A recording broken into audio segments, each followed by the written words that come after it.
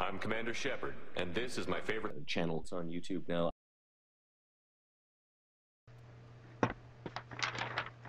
Before there was Call of Duty, before there was Battlefield, and even before there was Halo, there was Counter-Strike, the game that set the gold standard for competitive first-person shooters and helped put monetized esports in the spotlight. Hello, I'm David, aka Traumatic, and this is my review commentary on Counter-Strike Global Offensive for the Xbox 360. The gameplay is some arms race on baggage, and will later transition to demolition on bank. It's not the most exemplary or stellar gameplay I'm capable of, but it's from the first 2 days after the game's launch, so cut me some slack. I'll have better games up later. But anyway, how was the game? Was it fun? From a CS 1.5 and 1.6 veteran, the game elicits a lot of nostalgia. It plays very similarly to its predecessors. If you have experience with Valve shooters, you will feel right at home for the most part. Many reviewers bash the game for not adopting mechanics from other warfare games in modern settings, such as aiming down sights or sprinting, but I praise the developers for keeping this game true to its roots. The learning curve is sharp, as all weapons have massive recoil, there is no sprint, and there are many aspects of the maps that you have to be as familiar with as the back of your hand. Firing in full auto is in most situations a death wish. Be prepared to commit hours to each weapon in order to learn its recoil pattern, proper handling techniques, and to work out a good firing cadence. To massively benefit beginners and pro players alike, you can play offline against bots in all the game modes. The bots' AI can be adjusted to where they don't shoot back, or to where they have perfect aim and map knowledge. It is strongly recommended for new players to play against bots first, before they jump into online matchmaking. Many of the most popular weapons in the series, such as the AK-47 and AWP, make a return. Other weapons like the MP7 and SSG replace the niche vacated by omissions like the MP5 and Scout. Valve worked closely with pro players to get their feedback about weapon balance and handling. In listening to the competitive community so far, some players are okay with the overall extremely subtle changes, and some players absolutely detest them. There are two new game modes, Arm Race and Demolition.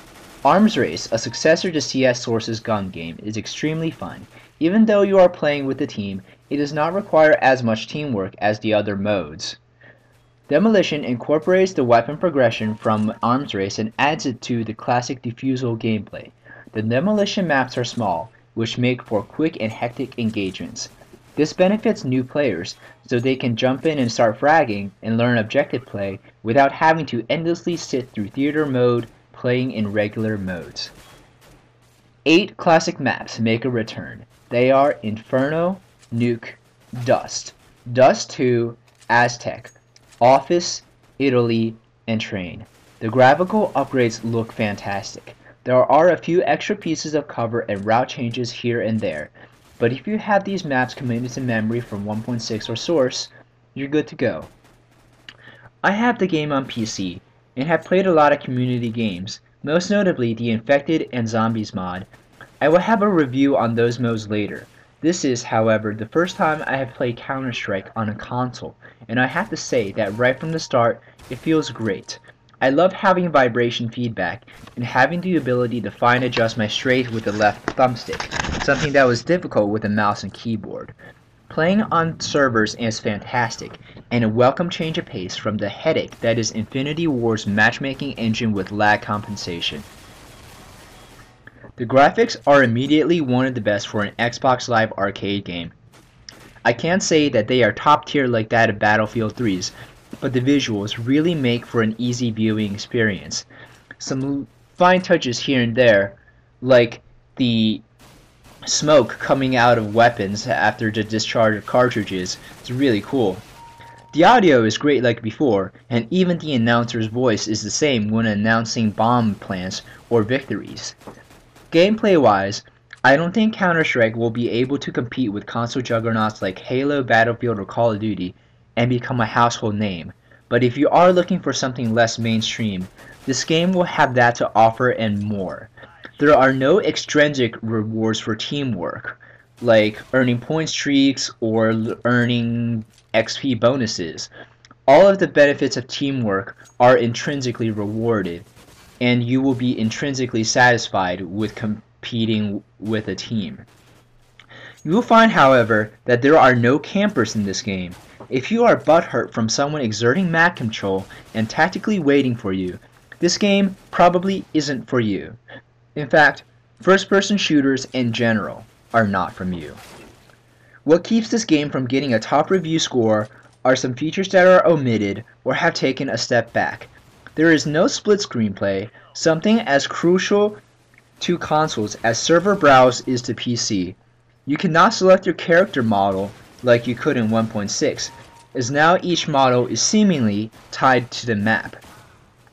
Custom game settings are woefully watered down.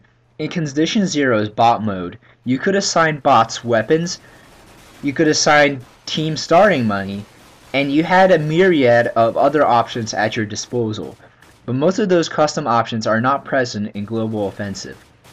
Lastly, there is no campaign, but remembering the cluster bomb that was CS Condition Zero deleted scenes, perhaps that is a good thing. And here the gameplay transitions to some demolition on bomb. Did I say bomb? I meant bank. Sorry. As a multiplayer only, save for bots title, Counter-Strike Global Offensive is ultimately a good purchase for 1200 Microsoft points. It doesn't have enough depth as Call of Duty to keep you coming back as much or as often, but it will undoubtedly gain a dedicated following through game battles and MLG.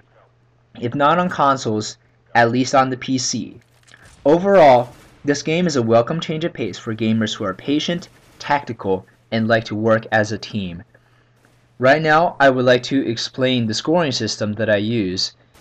In the United States educational system, we assign grade point averages. Most institutions like to use a 4.0 scale, where 4.0 out of 4.0 is an A+. Counter-Strike Global Offensive gets a 3.5 out of 4.0.